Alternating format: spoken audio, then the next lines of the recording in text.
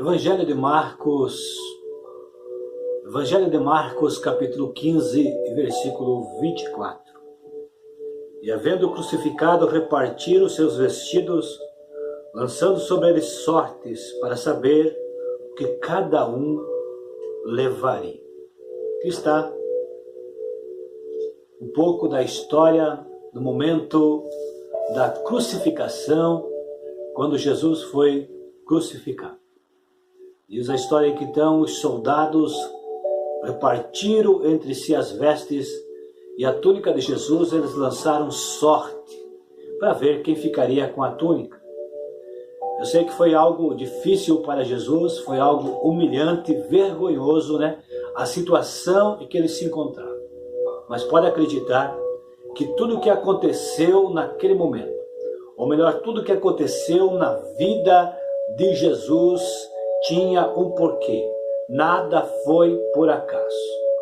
Nós sabemos que as Escrituras testificam de Jesus. Ele chegou a dizer para os fariseus, para os judeus, para aqueles que não acreditaram nele, dizendo: vocês examinaram a Escritura. Vocês sabem que são elas que testificam de mim, mas mesmo assim vocês não acreditam em mim para que tenham vida, para que possam serem salvos. Muitas pessoas acabam rejeitando a palavra de Deus, mas nós sabemos que as Escrituras, elas testificam de Jesus. E quando Jesus falou que as Escrituras testificavam dele, estava se referindo ao Antigo Testamento, estava se referindo aos livros escritos por Moisés, pelos profetas, enfim, todos os livros que estão no Antigo Testamento estavam falando da pessoa de Jesus. Para nós entender e compreender por que Jesus foi crucificado nu, eu vou ler para vocês Levítico 16 e versículo 4, que diz assim, quando está falando do sacerdote, está falando do sumo sacerdote, está falando daquele que vai oferecer o sacrifício pelo povo. Vestirá ele a túnica santa de linho, e terá ceroulas de linho sobre a sua carne, cingir-se-á com um cinto de linho, e se cobrirá com uma mitra de linho. Estas são vestes santas, por isso banhará a sua carne na água e as vestirá. O sacerdote, então, ia vestir a túnica santa de linho, ceroulas de linho, ia cingir a sua carne com cinto de linho, ia tomar um banho, e com águas lá dentro do tabernáculo. E se nós olhar no versículo de número 23 e 24, continua dizendo: depois Arão virá à tenda da congregação e despirá as vestes de linho que havia vestido quando entrara no santuário, e ali as deixará. E banhará sua carne em água no lugar santo, e vestirá suas vestes. Então sairá e preparará o seu holocausto, o holocausto do povo, e fará expiação por si e pelo povo. Tudo que Jesus estava vivendo naquele momento era algo que já estava prefigurado no Antigo Testamento. O sacerdote, então, antes de oferecer o sacrifício, ele teria que entrar lá no tabernáculo, lá no lugar santo, tirar as suas vestes e ficar nu diante de Deus. E ele ia se banhar em água, para depois, então, colocar as vestes e oferecer sacrifício a Deus por ele e pelo povo. Era uma situação vergonhosa, mas o sacerdote ele se escondia lá do povo, mas ele estava nu diante de Deus. Ao mesmo tempo, o povo não estava vendo ele nu, Deus o contemplava, Deus o estava vendo nu. Agora Jesus já é diferente, ele está lá e todo o povo, Deus e o povo estão vendo a situação de Jesus, a situação humilhante que ele está passando. Mas por que Deus permitiu isso? Se nós olharmos no livro de Gênesis, capítulo 3, versículo 9 e 10. Chamou o Senhor Deus a Adão e disse-lhe: onde estás? Ele disse: ouvi a tua voz soar no jardim e temi porque estava nu e escondi-me. Então Deus olhou para a situação do homem. Quando o homem pecou, ele se escondeu, ele percebeu que estava nu. Estava nu antes, mas não tinha aquilo por pecado, não tinha aquilo por errado, porque ele estava na inocência. Mas no momento que ele pecou, ele se enxergou e achou que aquilo não estava certo. Porque na verdade, naquele momento, o Adão havia perdido as vestes de salvação. Adão havia perdido a comunhão com Deus. O que estava faltando em Adão, na verdade, era a roupa da salvação. O que estava faltando em Adão era a roupa que traria comunhão novamente com Deus. Agora Adão resolveu resolver a situação dele com folhas de figueira. Resolveu ele mesmo fazer as suas roupas e então resolver a sua situação. Mas sabemos que Deus olhou para aquilo e não aceitou. Deus não concordou com aquilo. Deus viu que aquilo não estava correto, não estava certo, porque tudo que o homem querer fazer para se vestir, para estar vestido diante de Deus, tudo que o homem fizer, não resolve. Porque as nossas obras é como trapos de imundícia diante de Deus. O que Deus faz? Deus pega um animal inocente, sacrifica e da sua pele faz roupa para Adão. Deus estava dizendo a Adão, alguém terá que morrer pelo teu pecado. Alguém inocente irá pagar pelo teu pecado. Já estava uma figura, já estava prefigurando, né, a vinda de Jesus, o qual iria morrer por nós, morrer pelos nossos pecados. Quando nós olhamos para o livro de Apocalipse 16 e versículo 15, está escrito assim: eis que venho como ladrão, bem-aventurado aquele que vigia e guarda suas roupas, para que não ande nu e não vejam as suas vergonhas. O problema, então, é falta de cobertura espiritual. A dificuldade aqui está faltando é uma cobertura, é uma roupa espiritual. É por isso que está escrito aqui em Apocalipse 16 e 15. Eis que venho como ladrão. Bem-aventurado aquele que vigia e guarda suas roupas, para que não ande nu e não vejam as suas vergonhas. Adão tentou se esconder. O sacerdote estava lá no templo, se escondia do povo, mas estava nu diante de Deus. Carta aos Hebreus 4 e 13. E não há criatura alguma encoberta diante dele. Antes, todas as coisas estão nuas e patentes aos olhos daquele com quem temos de tratar.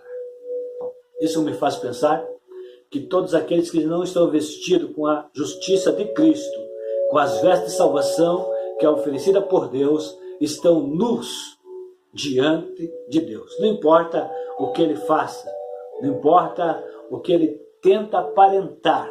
Ele pode até, diante dos homens, parecer estar bem vestido, talvez com a veste da moralidade, talvez um bom religioso. Enfim, existem várias formas do homem querer colocar um lugar, ter um lugar na sociedade, ter um lugar entre os humanos, né?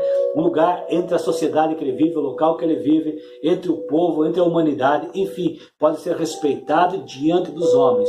Se não tiver a justiça de Cristo sobre a sua vida, Deus o olha e o contempla nu, contempla desvestido, ou seja, não está preparado para estar diante de Deus. Aí o homem procura se esconder atrás da sua filosofia, atrás da sua religião, se esconder atrás dos seus pensamentos, das suas ideologias, enfim, ele procura dizer, aqui está bom, aqui está certo.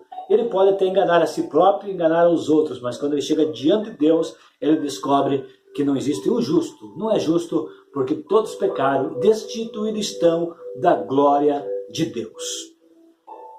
Olhando também para o Evangelho de Mateus, capítulo 22, versículo 12 e 13, desde o início do capítulo 22, vai contar a história de um rei que queria fazer a festa, as bodas do seu filho, né? Festa de casamento do seu filho. Então ele manda convidar as pessoas para vir para o casamento, e a Bíblia diz que os seus convidados não quiseram participar. Jesus está fazendo uma referência ao povo judeu que estava o rejeitando, o povo judeu que não queria saber dele, né? Saber de Jesus. Então o rei diz assim, vai pelos valados, mandou seus servos para todos os lados, buscar todo tipo de pessoas, coxos, mancos, aleijados, enfim, o importante é que todas as pessoas estivessem na festa, o maior número possível de pessoas para a festa. Acontece que a festa estava por começar, a festa estava em andamento, e o rei, ele entra na festa, entra no lugar onde está lá as pessoas que vieram para a festa, e encontra um homem que estava até bem vestido, ele se vestiu para a festa, estava bem vestido, mas não estava com as vestes que o rei oferecia. Todos que estivessem na festa teriam que estar vestidos com as roupas nupcial, teria que estar vestido com as roupas que o rei iria oferecer, com as roupas adequadas. Aquele homem estava lá, mas não tinha as roupas que o rei tinha separado para os seus convidados, para que eles queriam fazer parte da festa, dessas bodas, do casamento aí do seu filho, né?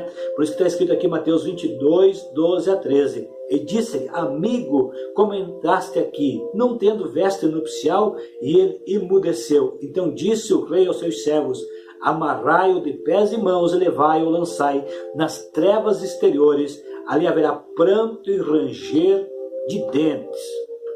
Quer dizer que esse homem aparentemente estava bem vestido, mas não eram as vestes que era apropriada para estar diante do rei.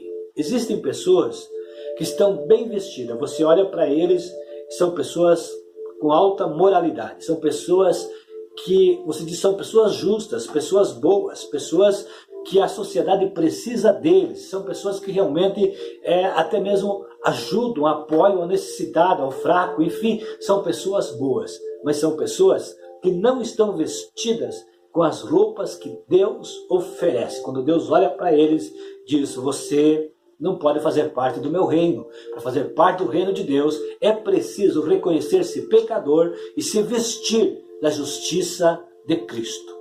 Agora existe um outro tipo de pessoa que também está na sociedade, que é o caso do filho pródigo, que você encontra a história lá no Evangelho de Lucas, no capítulo 15, né? A parábola do filho pródigo, aquele que sai da casa do pai e ele vive a sua vida longe do pai, longe da casa do seu pai, da sua família, e lá ele sofre, ele tem problemas, ele tem dificuldades, e ele resolve voltar, retornar para a casa do pai. Quando ele volta, quando ele retorna, então as suas roupas estão sujas, a Bíblia diz que ele estava cuidando de porcos, né? Não devia estar cheirando bem, e quando ele volta, o seu pai vai ao seu encontro, ele está descendo. Eu imagino assim, né? Cada um faz a imaginação que quiser, né? Você podia imaginar a casa do pai no alto e o filho subindo, e o pai enxergando o filho se direcionando, então o pai vem correndo e ao encontro do filho. Como você também pode imaginar que a casa do pai está lá embaixo e o filho está vindo, né? E está chegando e o pai de lá olha o filho, e o pai sai de casa e vai até o encontro do filho e o abraça. Esse pai, ele não diz assim: meu filho, vai tomar banho, manda meu filho tomar banho, depois eu converso com ele. Manda meu filho tirar aquelas roupas sujas, depois eu converso com ele. Manda meu filho tirar aquele cheiro ruim que está nele, depois eu converso com ele. A Bíblia diz que não. Quando o pai avistou o filho, ele saiu correndo e o abraçou, o beijou, o amou. E após o pai ter feito isso, aí sim, ele disse: agora pegue, leve o meu filho, troquem de roupas, troquem de vestes, tire essas vestes rasgadas, essas vestes sujas, porque tem um lugar para ele. Isso me faz pensar que o meu Deus, o teu Deus, é o mesmo que acolhe aquele que está bem vestido. Se ele chegar e reconhecer que aquelas vestes da moralidade, aquelas vestes que durante a sociedade é aceita, ele reconhecer que ele precisa trocar pelas vestes de Cristo, Deus o aceita. Deus tem lugar para ele na festa. Deus mandou chamar todo tipo de pessoas para aquela festa. O rei tinha chamado todas as pessoas, todos teriam lugar, mas o que teria que fazer era entrar pela porta, porque alguns não entram pela porta. Entrar pela porta, e quando entra na porta, quando chegar na porta, já é oferecida a roupa. Aí troca de roupa, aí faz parte da festa. O filho pródigo aqui é o tipo de pessoa que já está vendo que a sua veste está rasgada. Talvez seja o teu caso, já procurou solução para a tua vida de todas as formas.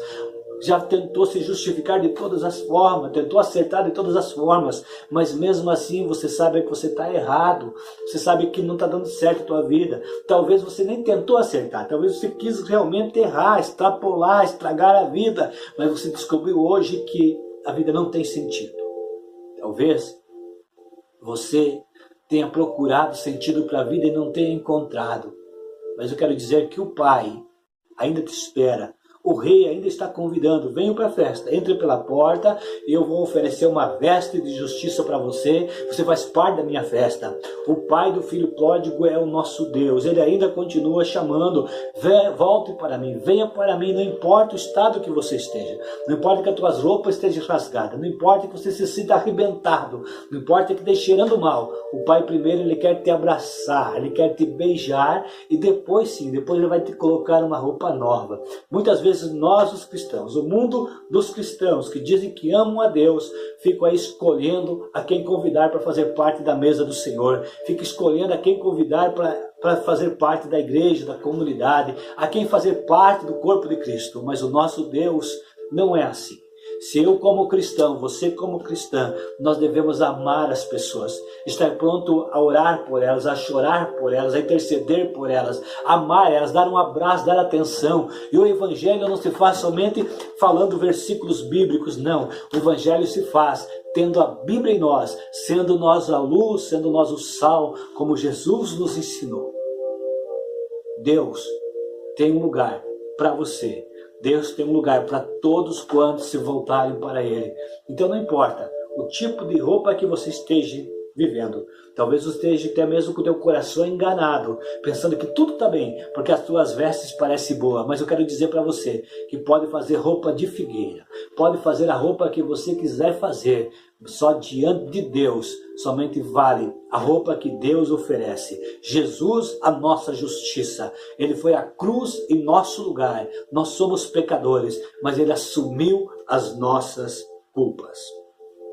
Apocalipse 3:18. Aconselho-te que de mim compres o ouro provado no fogo, para que te enriqueça, e roupas brancas para que te vistas, e não apareça a vergonha da tua nudez, e que unja os teus olhos com colírio, para que vejas. Apocalipse 3:18.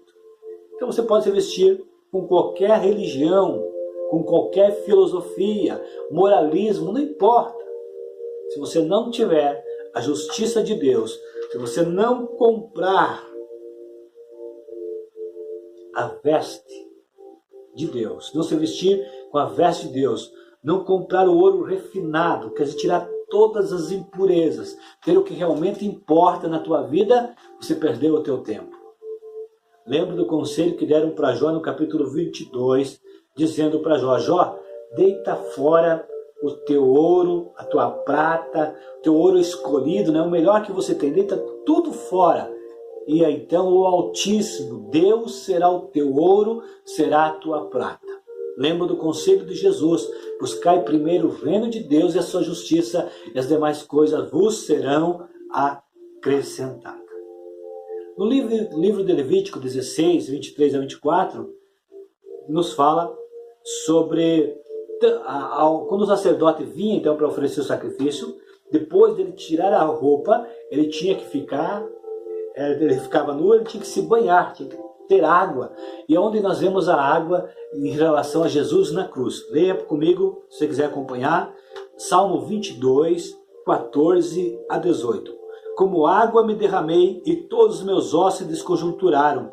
O meu coração é como cera, derreteu-se no meio das minhas entranhas. A minha força se secou como um caco, e a língua se me pega ao paladar, e me puseste no pó da morte. Pois me rodearam cães, o ajuntamento de malfeitores me cercou, transpassaram-me as mãos e os pés. Poderia contar todos os meus ossos, eles vêm e me contemplam. Aqui, o salmista escreveu esse salmo pelo mínimo 1000 anos antes de Cristo. É um salmo profético. É um salmo que está falando da pessoa de Jesus. Ele começa dizendo, como água me derramei, e todos os meus ossos desconjunturaram. O meu coração é como a cera, derreteu-se no meio das minhas entranhas. E agora todos estavam rodeando ele como cães. E todos poderiam contemplar todos os seus ossos. Está falando então que algo aconteceu ali. Jesus não teve um banho de água, teve um banho de sangue. Ele foi tomado, se doou, se desmanchou, para que eu e você tenhamos vida e vida com abundância. Lá estava Jesus naquela humilhação. Ele diz: eles me olham e me contemplam, me rodeiam como cães estão rodeando a quem querem destruir. Todos os meus ossos são contados. No livro de Levítico 16, 32 a 34. E o sacerdote que for ungido e que for sagrado para administrar o sacerdócio no lugar de seu pai, fará a expiação, havendo vestido as vestes de linho, as vestes santas. Assim fará expiação pelo santuário, também fará expiação pela terra da congregação e pelo altar. Semelhantemente, fará expiação pelo sacerdote e por todo o povo da congregação. Isto vos será por estatuto perpétuo, para fazer expiação pelos filhos de Israel de todos os seus pecados, uma vez no ano, e fez Arão como o Senhor ordenara a Moisés. Aqui há uma profecia. O sacerdote estava fazendo algo que estava tipificando o que Cristo iria fazer. Diz: o sacerdote que for ungido, que for administrar no lugar do seu pai. Quando fala de ungido, fala de Messias. Está falando então uma profecia referente a Jesus. Ele iria oferecer um sacrifício no lugar de seu pai. Ao mesmo tempo que Jesus era Deus, ele estava na cruz como homem, sofrendo como homem, enfrentando tudo como homem. E estava ali no lugar de seu pai. E este sacrifício, esse estatuto, será perpétuo. O sacerdote tinha que oferecer uma vez por ano. Agora, quando Jesus oferece, ele oferece uma única vez, para que todos nós fôssemos perdoados. Vou abrir aqui no livro, na carta, aos Hebreus, capítulo 9, versículo 11 a 12. Carta aos Hebreus 9, 11 a 12. Mas vindo Cristo, sumo sacerdote dos bens futuros, por um maior e mais perfeito tabernáculo, não feito por mãos, isto é, não desta criação, nem por sangue de bodes e bezerros, mas por seu próprio sangue, entrou uma vez no santuário, havendo efetuado uma eterna redenção. Graças a Deus, como o apóstolo Pedro deixou escrito na sua primeira carta, no capítulo 1, nós não fomos comprados por coisas perecíveis, como prata, como ouro, mas fomos comprados pelo precioso sangue de Jesus. E o sacrifício de Jesus, uma única vez oferecido, ele garante a nossa salvação. Quando Deus permitiu que Jesus então fosse nu na cruz, ele estava já prefigurando, ou melhor, já estava mostrando que desde o primeiro homem, quando Adão pecou e se viu nu diante de Deus, Jesus estava dizendo: eu estou assumindo, eu estou levando sobre mim o pecado desde o primeiro homem. O sangue de Jesus é poderoso para salvar todos quantos creem no seu sacrifício. Desde Adão até o último homem, no tempo da graça, no tempo que Deus irá permitir os homens terem a oportunidade de ser salvos. Todos poderão se beneficiar pelo sacrifício de Jesus. É pelo sacrifício de Jesus. É pelo sacrifício de Jesus que nós somos salvos. É pelo sacrifício de Jesus que no futuro as pessoas serão salvas. É somente pelo sacrifício de Jesus.